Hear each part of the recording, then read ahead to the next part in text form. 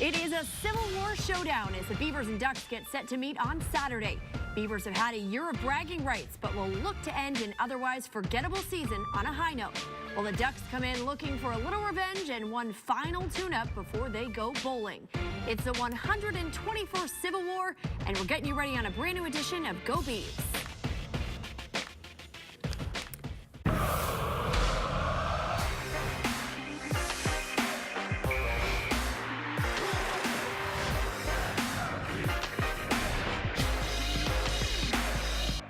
Austin Stadium set for the Civil War on Saturday. Ryan Nall running all over the Ducks last season, snapping an 8-game losing streak for Oregon State.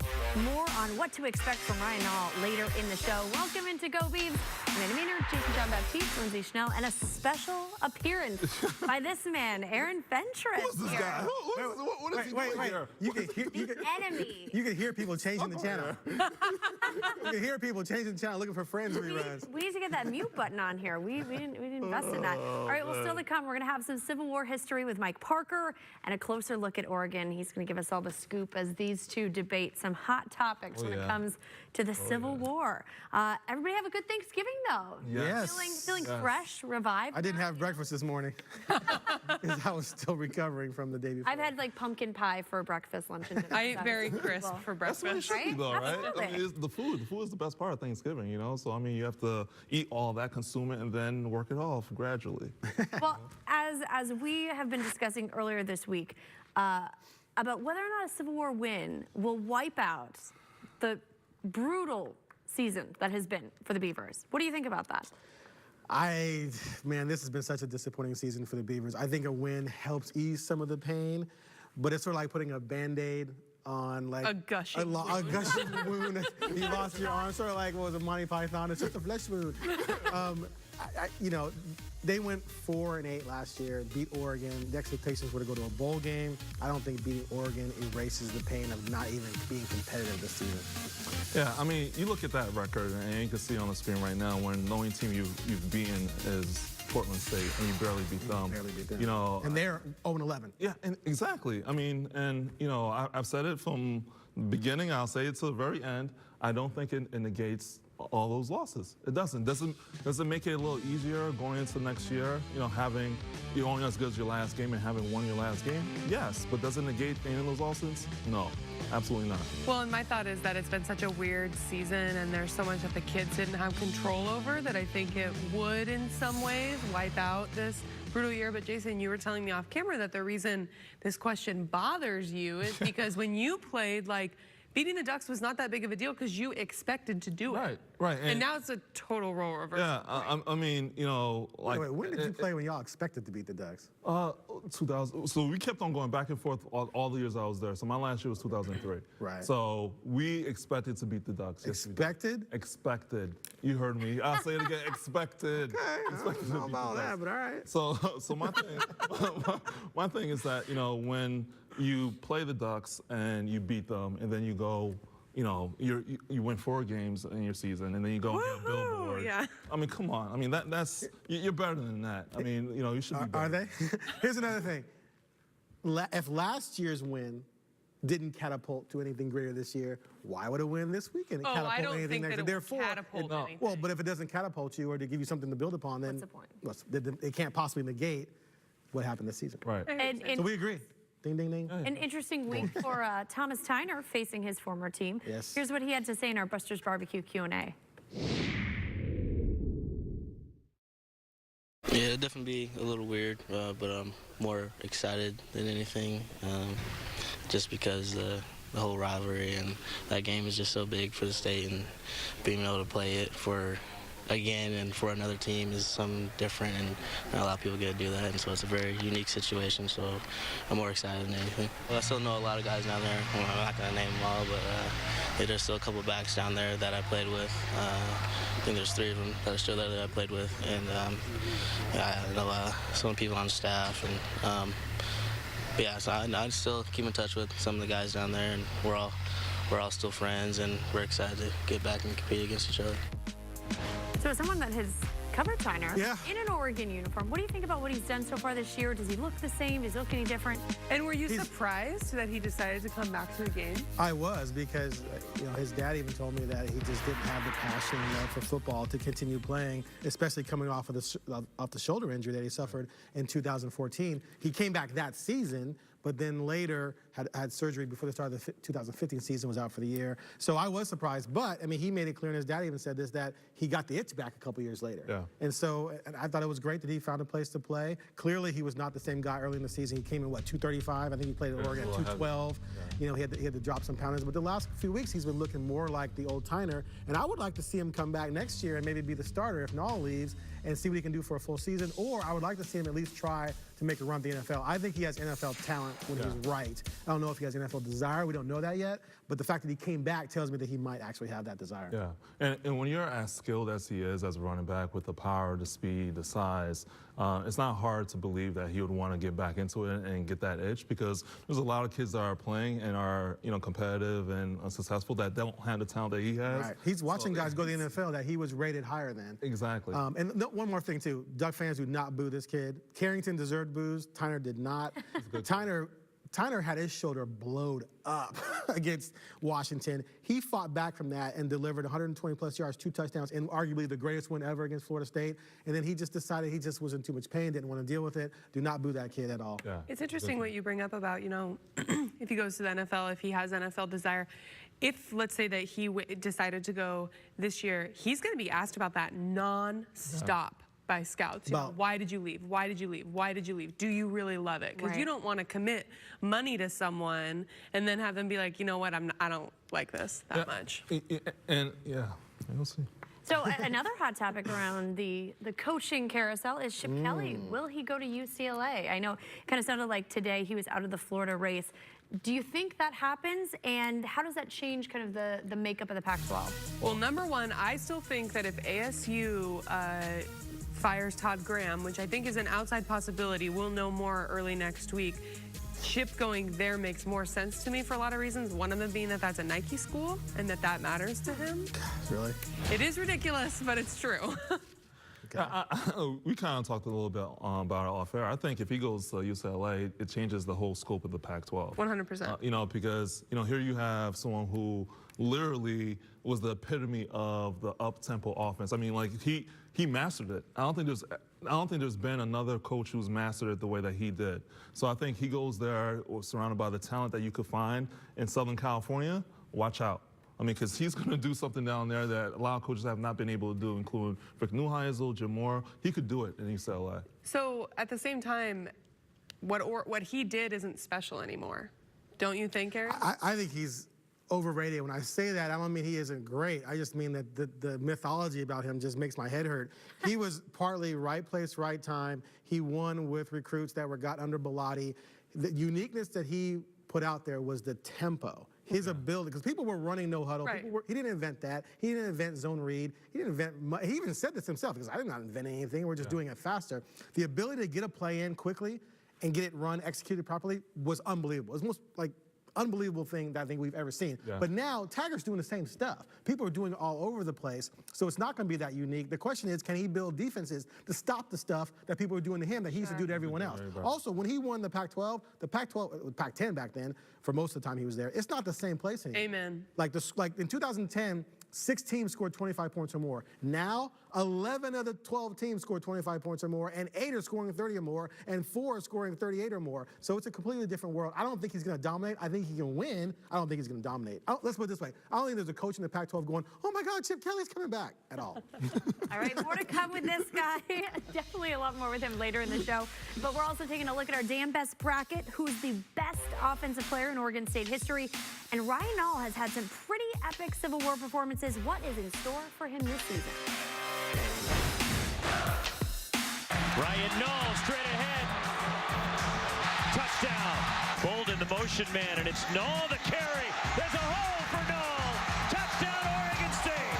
Bolden in motion through the formation. Give it to Nall. Ryan a hole. Dives over the right side. Ryan is in. Touchdown Beavers, and they regain the lead. Nall straight ahead. Touchdown Oregon State. That may do it. Civil War performance is our Hyundai highlight of the week. Something about those Civil War games just gets Ryan all going. It's kind of an interesting stat. So against the Ducks in 2 games, he has averaged 164 yards. Other opponents through 27 games, just 68 yards. Probably important to note, like we were saying, Jason, for the show, Ducks defense hasn't been that good in the past. Maybe that's part of it, but... Absolutely. Ducks defense, it's a rivalry game. You know, you're playing against an opponent that is literally 45 minutes down the road from you. And let's be honest, the last game, the weather wasn't all that either. So you have a bad defense playing in bad weather. So yeah, you better be able to rush the ball pretty well in that game. So he's going to have a game like that, though, in order for them to win this game. When you look at his numbers so far this season, they're not too far off base from where they were going into this Civil War game. Again, 769 yards, 8 touchdowns. He had 4 touchdowns in that game last season. What do you think about the year he's had so far? I think that he hasn't looked like himself a lot, and a big part of that, I think, is I'm not sure this team really has an offensive identity in a lot of ways. You know, when Anderson left midway through the season, suddenly they're like, we're going to run the ball, and they did, and then they have a quarterback that can't throw, so they have to run the ball, and it's just kind of weird and all over the place. I don't blame really anyone but Gary Anderson for that, to be honest. But so to me, he just hasn't looked crisp. He's been really banged up all season. You see, and the disappointing thing about that is that, you know, coming into the season, you thought that wouldn't be the case because you had so many different backs in that backfield. You know, so you thought he was going to look fresh because you had Tyner, because you had AP, because you had Johnson. And that hasn't been the case. You know, I think they've been looking for an identity, like you said, and a formula that works. You know, and they still haven't found that yet. So hopefully, you know, in this game, at least for this one last game, they could find that. Well, we had a chance to sit down with his high school coach, Steve Pine, to talk about his epic Civil War performances over the years. He's a blue-collar kid, right? And that's kind of the mentality of Oregon State. Not that Oregon kids don't work hard and all that stuff, but I think there's just that perception. And so it wouldn't surprise me at all if he grew up a Beaver fan. No. And there goes Ryan Dahl, dragging a tackler. Ryan gets better as the season goes along. If you go back to his high school career, the last 2 games of his high school career, he rushed for roughly 500 yards. I think he gets more comfortable. There's a relationship between he and his offensive line and his quarterback and that kind of thing. So when the Civil War is the last game of the year and you get better as the year goes on, I don't think he's saving anything for the Civil War. I just think that's the reality. I think, you know, if he had another game to play after that, it would be even better. Ryan Dahl with a big hole. Can he go all the way? No! Outstanding with a touchdown. No, straight ahead. Touchdown, Oregon State. It's awesome to see that kids from Oregon are getting opportunities to show that they can play at a high level. Guys like Thomas, obviously a special player. Ryan, his own special player. It's pretty cool to see 2 of the most prolific running backs in the last 10 years of the state or 5 years of the state on the same squad. He brings up an interesting point about him getting more comfortable as the season goes on. What do you guys think about that? And as for Jason, as somebody who played, did you feel that way, that you just kind of get going? I think in the beginning of the year, you kind of have to get in a routine. You have to get, you know, condition. Conditioning has a lot to do with it too. But getting to know like how your offensive line is going to block for you, knowing, you know, who to look out for in terms of who's going to give me that one block that I needed to, you know, break it. So I think there's a lot that has to do with that. But I also think, you know, later in the year when you're playing against Pac-12 opponents, you're getting to see what kind of defense that they have and what kind of defenders you're going to be playing against. And let's be honest, the Pac-12 doesn't have great defenders. I mean, it's not a great defensive team, so it's not uncommon to see, you know, running backs do well the later they get into the year. I'm really interested to see what Tyner does in this game, too. Rivalry games are often really heavy with emotion anyway, and then you add in the element of Tyner was a Duck for a couple years. He's presumably still friends with people on that roster. How does he manage all that? You know, because he's been playing a lot better the last few weeks. The bottom line is that those guys are both going to have big games if they have a shot at pulling this off. Beavers' run defense is going to have their hands full with another top Pac-12 running back this week. We're going to discuss that still to come on the show. And Mike Parker thinks this game will be a competitive one. Why? He's going to explain after the break. Well, it is a tight race in the Pac-12 North as we enter the final week of the regular season. All Washington State has to do is beat Washington to move on to the championship game. Stanford would need a win over Cal, and for Washington to beat Wazoo, Washington will need a little more help. Now, time to welcome in Mike Parker from Corvallis. And Mike, unfortunately, we've seen a lot of blowout losses for Oregon State this season, but you actually expect that this game will be a competitive one, right? Absolutely, Amanda. Yeah, 50 years ago, we celebrated the Giant Killers this year. 50 years ago, the Beavers were ranked 7th in the country and went as a heavy favorite down to Eugene and had to rally in the fourth quarter to win 14-10. Steve Priest remembers that well. You throw out records, rankings, stats for the Civil War game. The last 2 times the Beavers have gone to Eugene, they've been heavy underdogs. Nearly had Marcus Mariota beat. It took a final second rally for Oregon to win in 13. 2 years ago, the Beavers threw a huge scare with a second half rally and only lost 52-42 and kept pressing Oregon throughout the game. So you do throw records out, and Corey Hall knows that it's time to pull out all the rhetorical stops and get the Beavers all week getting ready for tomorrow's game amped up on emotion.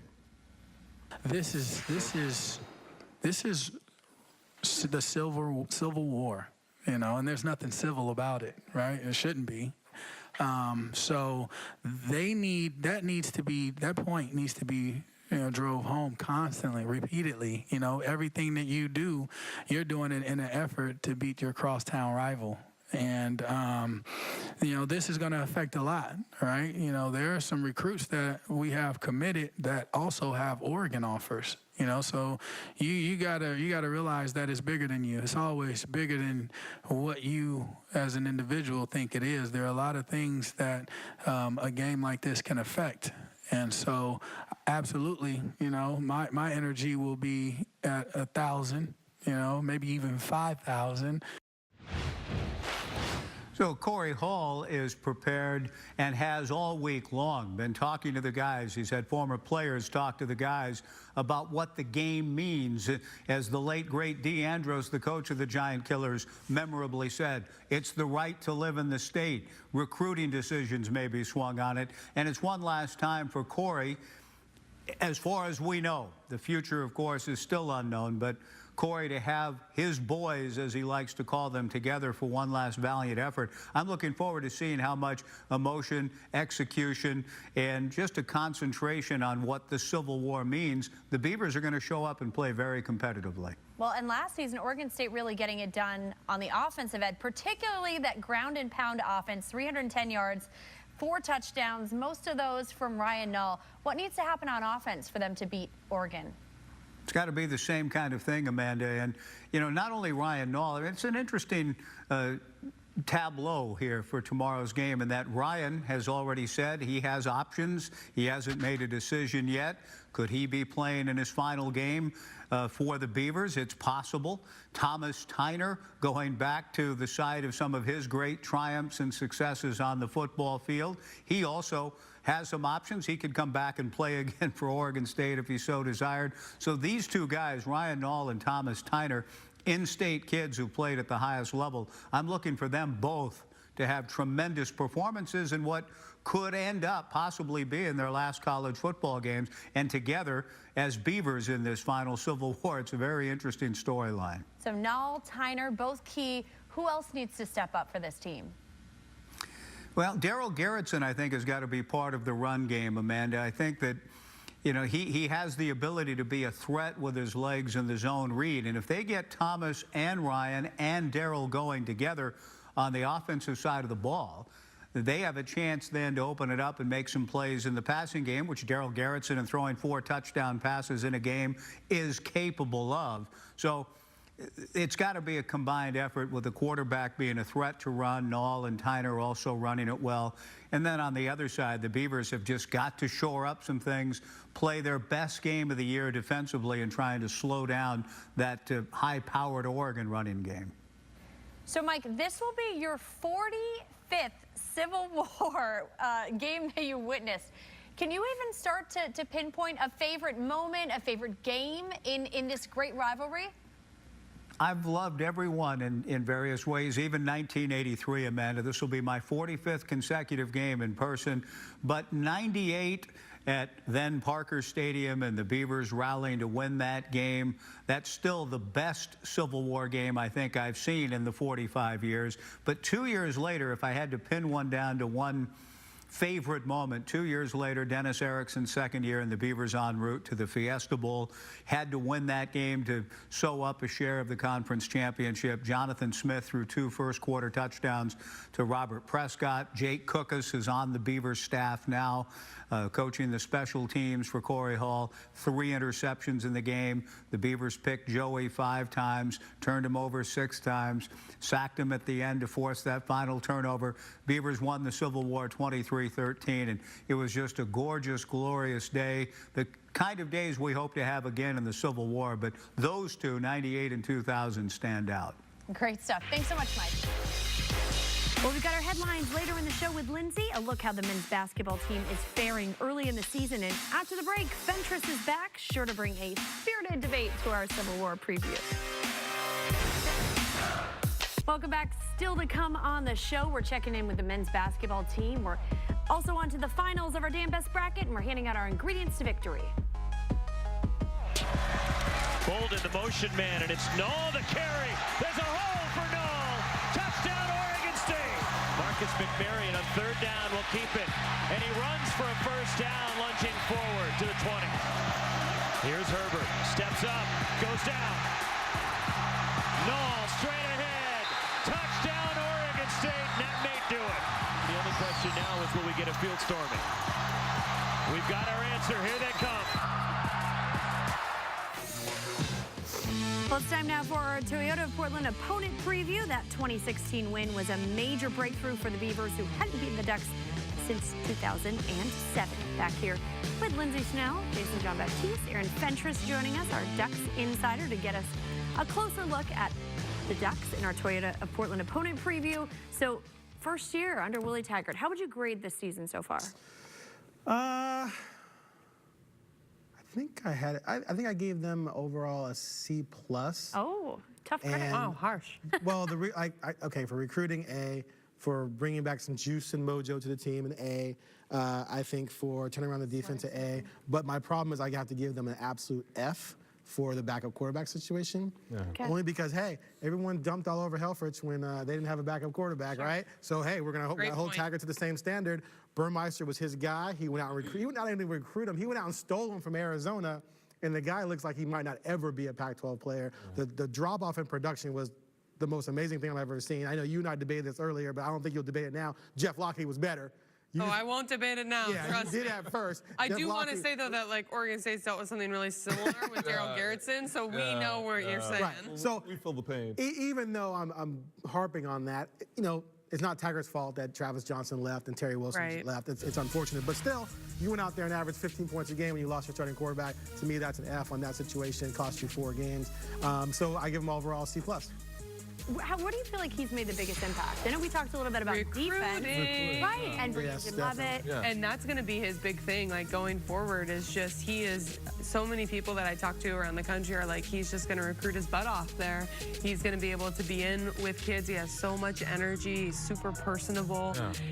A lot of people thought that, when Chip left and then Helfrich and they kind of experienced this downturn, they're going to struggle in recruiting. Not with Willie Taggart he's a different animal, and so is that whole staff. They've done an amazing job. I'll admit it, I did not think they could get top 5 classes to Eugene, and he has proven me wrong so far. Yeah, and the thing with him is that he gets it. The players love him. I mean, he's one of those guys, you want to play with him, you want to play for him. I mean, just because, he's energetic, he gets, the culture, saying, I'm Gucci, He's got swag, he's got personality. Swag surfing. Arion Springs said this fall, he said, one of the best things was that we don't have to listen to that 80s rock anymore in practice. Yeah. You go to practice, it is all hip-hop, right? Yeah. And I even had to let Taggart know once, what, one of your songs had a little filthy line in there. It's like, oh, did? Oh, and they changed it. But, they're playing the stuff the kids like to listen to. I don't think Jim Levitt likes it, but I think that the players like it, and that matters. Well, if they're winning, hey, that's the most important thing. Yeah. So they get Justin Herbert back. How do you feel like he looked in that last game? Any rust, or he just kind of came right in there? He definitely wasn't the same. I think on Talking Ducks this week, I gave him a C+, and Newman and Harrington were all over me. I said that's because I'm grading him on a curve because I think he's the second greatest quarterback of all time at Oregon when this is all said and done.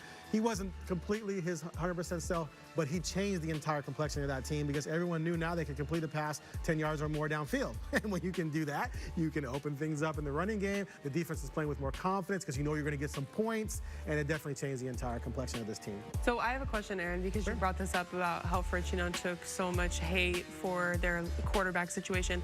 Do you think that Herbert is an example of they saw a guy, they saw, a diamond in the rough that no one else did, or did he fall into Oregon's lap because he was a local kid? I think they saw a diamond in the rough. I mean, he was the only Power 5 offer he got was from Oregon. And they were the only team in the Power 5 conference to pull the trigger on signing this guy. They saw a lot of potential, a lot of ability there. Now, I don't think they knew he was going to come in as a freshman and do what he did, but when he showed up, he just got it. Like, everyone was saying, oh my God, this guy just gets it. He understands the offense. He understands his place within the offense. He understands how to just sort of run everything. That's just a way beyond his years. So I think in that respect, you say, hey, that he was ahead of the curve in that respect, that they didn't foresee that, but I think they knew they had talent. And the bottom line is, when it's all said and done, Helfrich will have gone, developed Darren Thomas, recruited Mariota, Heisman winner, went out and got Vernon Adams to fix the problem, and then Justin Herbert, which will be one of the greatest legacy of quarterbacks the program's ever seen. You know what's crazy to me is that a kid like that, with this day and age with scouting and recruiting, and everyone having their own YouTube channel. I mean, how can someone like that go without Well, look at the kid. Look at the kid from Lakeridge who's at Syracuse. I keep forgetting his name. I know who you're talking about. Yeah. The only Power 5 offer he had was from Syracuse. And Dwight James was all over him. Well, how come Helfrich didn't find him? I'm like, well, if he came to Oregon, he'd be backing up Herbert, and then he'd transfer anyway. But the point is, yeah, guys get missed all the time. I mean, the Ducks, when they screwed up, it wasn't all on Helfrich. It was also Chip Kelly. Chip Kelly was the head coach when they signed Lockie and Jake Rodriguez. Chip Kelly did not have a plan. And maybe Scott Frost, who everyone's in love with right Frost now? recruited Mihalik, and a lot of people say Frost was lazy in recruiting, which is a whole nother debate. But the bottom line is, they had to go out and get Vernon Adams to fix it from a 1AA program. And this is going on across the country. I mean, it's hard to find. Quarterbacks don't grow on trees. We all know this. Look at the NFL. It's hard to find a marquee quarterback. And then they don't want to stay. Kids don't want to be a backup. They don't want to be a backup. They don't want to wait because they all think they're all told you're going to be the next such and such, and when they're not, they freak out and panic, and that's what happened with Oregon this year. Jump ship, yeah. With Royce Freeman, obviously, another major piece of their offense. Has he looked the same playing through that shoulder injury? He's looked great. I mean, that 5-game stretch without Herbert, when he didn't score a touchdown, he still rushed for over 600 yards. He carried the team to as abysmal as they were on offense. The fact that he ran so well, so hard, with pain, when the defense, every team they played knew he was going to get the rock because they knew they couldn't throw the ball. I thought that was one of I'm going to give him credit as that being one of his best stretches because of the degree of difficulty. And then we saw what happened when Herbert came back. Things opened up for him. He had longer runs, scored 4 touchdowns. But no, he's had a Warriors-type season. Yeah. You can see just shy of Ken Simonton's record. Yeah, what's up with that? Let's not really talk about that. Let's not really talk about that. No, but that's the thing that you have to respect about Royce, and even for a Beaver alum, like you have to respect what he's done. I mean, here's a kid that played with pain, and like Aaron was saying, like you knew he was going to get the rock, and he still couldn't stop him. And that's one of the knocks with with Naw, I think, is that he didn't have the type of season that Royce had. And you could say the same thing where everyone knew he was going to have the ball, but he didn't perform and he didn't put out the numbers that Royce did. So I have nothing but respect for him. I still think it's cool that he came back too. That was a great recruiting job by Tiger. Yeah. All right, more to come on the show, but right now we're getting you over to the OSU Beaver Store.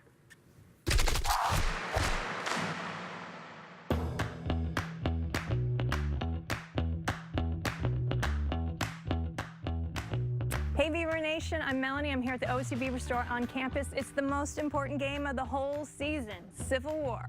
I'm here to feature our long sleeve tees. We've got a ton of men's long sleeve tees performance wear, but the most important one is our game day tee, Civil Damn War.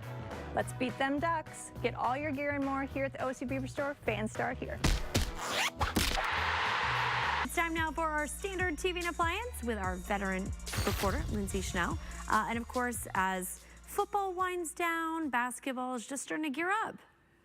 I think it might be another rough season for the men's basketball team, Amanda. It has been a rough week for them. They are playing in the Advocare Invitational over Thanksgiving. It's one of the premier Thanksgiving tournaments. So they have their first game in St. John's, and they are playing great for 32 minutes. They're up by double digits, and then it is just a meltdown. They can't stop anyone defensively. They make some horrible passes and turn the ball over. They wind up losing 82-77. Then they play they played Long Beach State again, which they had played them in the regular season, so it was kind of this fluke thing. You know, you sign up for these tournaments way in advance. Beat Long Beach State, then they lost to them today, 74-69. So they have one more chance at redemption here in the Advocare invite. They play Marist on Sunday. It's a 4 p.m. tip, 4 p.m. Pacific tip, but they need to win some games. This was going to be Oregon's, the men's premier tournament to potentially, they were potentially going to play Missouri if they beat St. John's. Missouri has Michael Porter Jr., who's actually now out for the season. But this was going to be an opportunity to get some wins for a tournament resume. Right now, they need to just be able to like take care of Marist. Have you seen any steps toward improvement at all? All I can say is thank God for Trace Tinkle, because that kid plays his behind off, and Ethan Thompson is going to be really good. Okay, and then of course we're talking about the women. They just had a tough test in Notre Dame. Yeah, so the women have a huge road test this weekend. They go to number 16 Duke. Now Oregon State women are ranked number 18 right now. This is going to be their other opportunity for a premier non-conference win. Obviously, they played Notre Dame last week at home in front of 7,500 people. Great crowd. Couldn't close it out. This is a very young team in a lot of ways. So they won at North Carolina Central the other day, but this is going to be big for them at Duke. Duke has been a perennial top 20 team for, you know, the last 10 years. Even before that, of course, Oregon State's coach prior to Scott Rueck, LaVonda Wagner, came from Duke. Duke lost last week to unranked Villanova, so this is a big opportunity for the women. And we've been following the progress of the volleyball team this season so far, and more good news. Okay, first of all, I just want to say this. Like, if you have never been to a volleyball game, it is, in my opinion, the single most impressive sport to watch in person because you can be so close to the action, and those girls can jump so high. It's awesome. And hit so hard. Yes, no kidding. Mary-Kate Coppins, who's a senior outside hitter for the Beavers, is probably going to go down as the best player in program history, which is incredible. So the Beavers are going to go back to the tournament this year, to the NCAA tournament for the first time since 2014. In 2014, they got all the way to the Sweet 16. Selection show is Sunday night. They're going to have a party for it, so everyone be on the lookout to get information about that. The Beavers will find out where they're going. Outside chance that they host. If they host, people better pack the gym and be there. But if they were probably going to be a 2 seed somewhere else, like maybe Colorado State. Okay. All right, more to come on the show, including details on the Civil War Showdown. We've got a preview for tomorrow's game. And then, of course, after the break, we're revisiting our damn best bracket.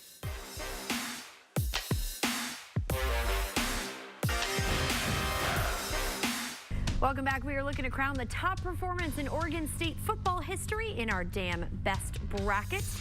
And we propose the offensive matchup of all time. We've already got Nick Barnett moving on to the finals. And this one was between Terry Baker, Steven Jackson.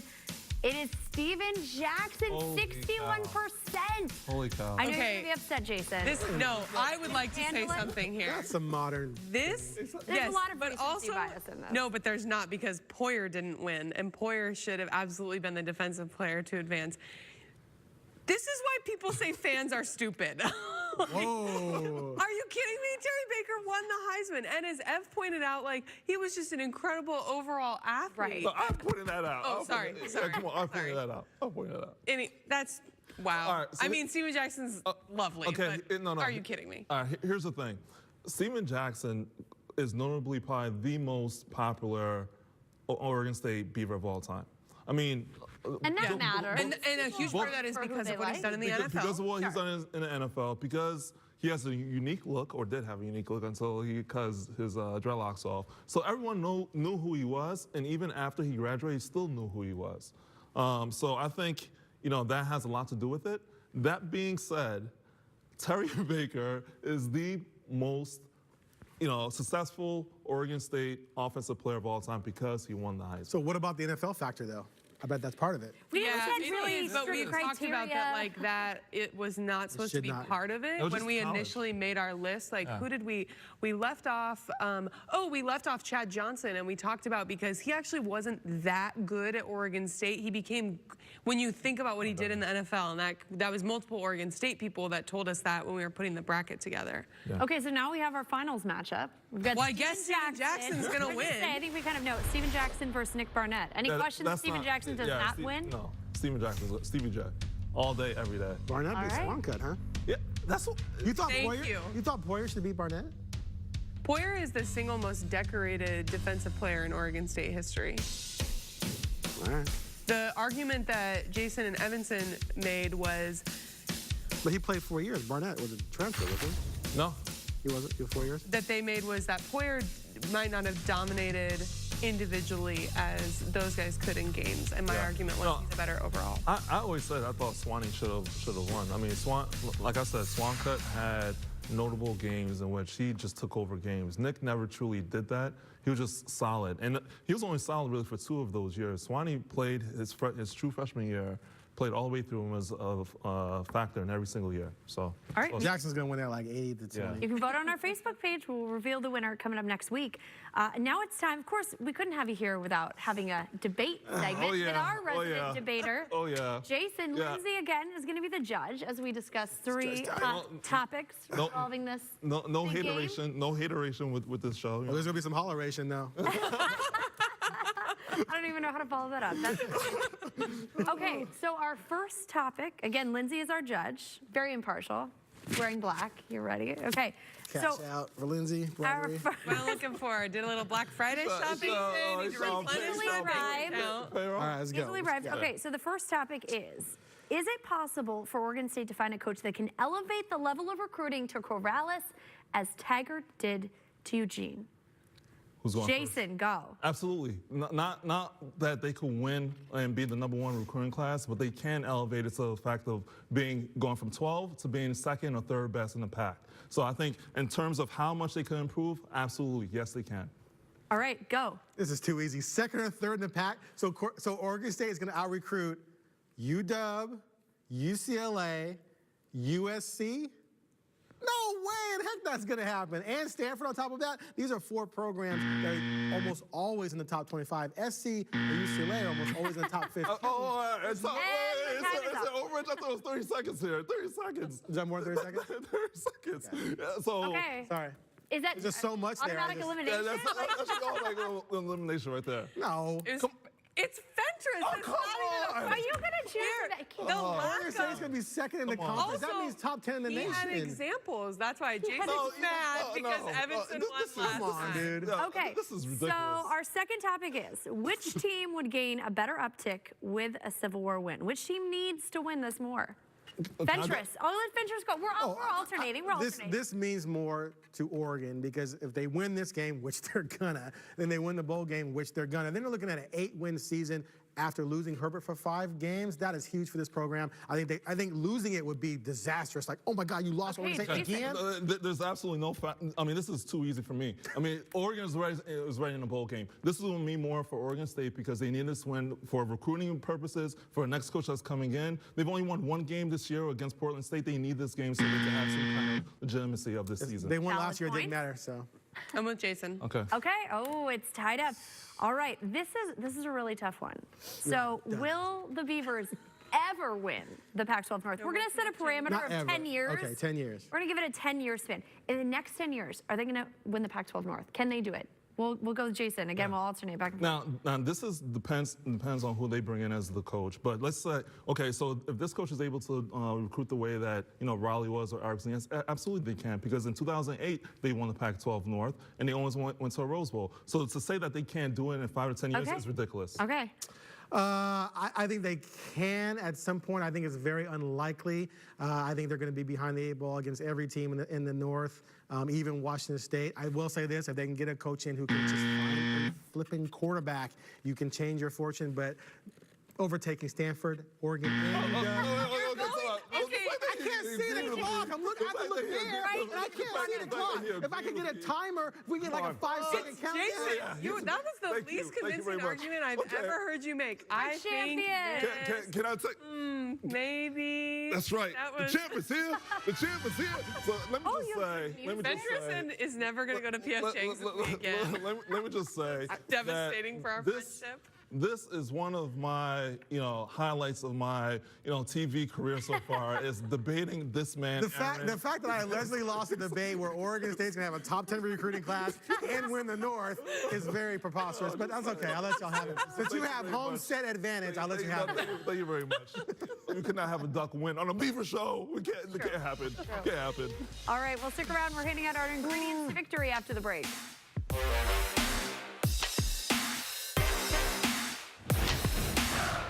Watson Stadium getting set for the 121st Civil War, and you can see a pretty big point spread in Oregon's favor, 25.5 points in favor of the Ducks. Time now for our ingredients to victory, brought to you by Papa John's. Lindsay, what are your ingredients to victory? So I think it's pretty simple. In order for them to have a shot at this game, Ryan Nall needs to be the best running back on the field. If Royce Freeman takes over early, they're toast. But if they can contain Freeman a little bit and Nall can run like he has against the Ducks in the past, I think they have a shot. Jason, what do you got? So there's two things for me. I think you have to stop Royce Freeman, make Justin Herbert beat you, prove that he's healthy, maybe possibly force Burmeister to come in the game, because if he comes into the game, it's a completely different ball game. Absolutely. And then number two is that you have to lean heavy on Nall and also Tyner, your two best offensive players. What do you expect from Ryan Nall? We talked a little bit about kind of his season so far, but what do you anticipate happening? Well, I mean, he's averaging 160 yards per game, right? I mean, Gotta hope it potentially continues. is his last game. I'm expecting him to give it his all. I mean, that's what I expect, and hopefully that's what happens. I'm curious to know how this game would affect him potentially coming back or not. If he doesn't play well, does he think, I want to come back, I want to end on a better note? Or I think that there are a lot of guys right now that are just in survival mode with this season, and I don't blame the kids for that. So curious to see how that all plays out. Here's one thing that we haven't really talked about. Royce Freeman is one touchdown away from beating and breaking Ken Simonton's record. Yeah. Wouldn't it be lovely, Oregon State football team, if you stopped him from getting that record? Ken Simonton. Hold on to some OSU pride. Yeah. I mean, seriously. I mean, Ken Simonton is arguably one of the best running backs. Probably could be the best running back ever to play for Oregon State. Stop him from getting that record, please. Stop him. Any chance that happens? Anything can happen in a rivalry game. A few years ago when Victor Bolden almost scored the winning touchdown, I thought it was over. You never know. Yeah. All right, well, we will see you back here next Wednesday at 7 p.m. to wrap up the season. Maybe talk about a win. Yeah. Go Have a great Beavs. weekend.